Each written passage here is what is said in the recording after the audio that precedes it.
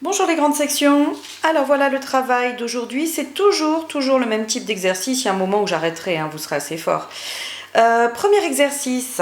Alors il faut dessiner les pattes des poussins. Donc ce sont encore des traits verticaux.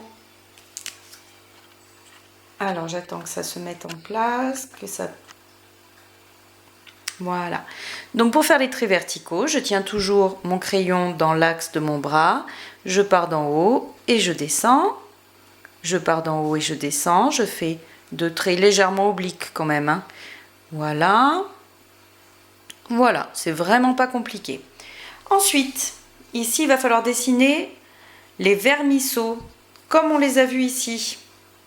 Les petits vers que mangent les poussins et la poule. Donc le bras s'écarte, le coude s'écarte un petit peu du corps et on fait des petits vers que la poule et les poussins mangent. Exercice suivant, on commence à bien le connaître, l'exemple est là. À chaque fois qu'on tombe sur un L, on fait un grand rectangle qui monte jusqu'à la troisième ligne. Un E, un U, un I, ça fait un petit carré qui s'arrête à la première ligne. Et le T, vous vous rappelez, c'est à la deuxième ligne. Mais là, il n'y en a pas. Donc le mot à représenter avec les rectangles et les carrés, c'est le mot l'écuelle. Une écuelle, c'est comme une assiette un petit peu profonde. Alors l'écuelle, on commence avec le L apostrophe, c'est un rectangle qui s'arrête à la troisième ligne. Ensuite, on a un petit carré pour le E, un petit carré pour le C, un petit carré pour le U, encore un petit carré pour le E et deux grands rectangles pour les deux ailes de l'écuelle et on retrouve encore un petit carré pour le E. Voilà, c'est tout ce que vous avez à faire. On change de lettre aujourd'hui.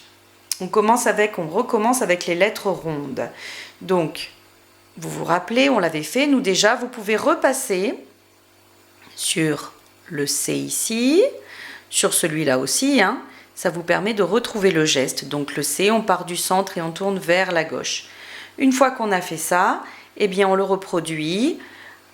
Décidément, ces grosses lignes ne se voient pas bien.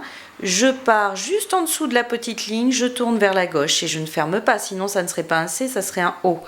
Je tourne vers la gauche, je tourne vers la gauche, je tourne vers la gauche et je tourne vers la gauche. Voilà. Et enfin, continuez la ligne en faisant attention à ce qui se passe quand j'écris un C. C'est-à-dire que, toujours pareil, je pars d'en dessous de la petite ligne, je tourne vers la gauche et je repose bien sur la grosse ligne. Voilà, je fais un C par carreau. Vous vous rappelez, les carreaux, c'est ce qui est délimité par les lignes verticales, jusqu'au bout de la ligne. Voilà, bon courage les grandes sections.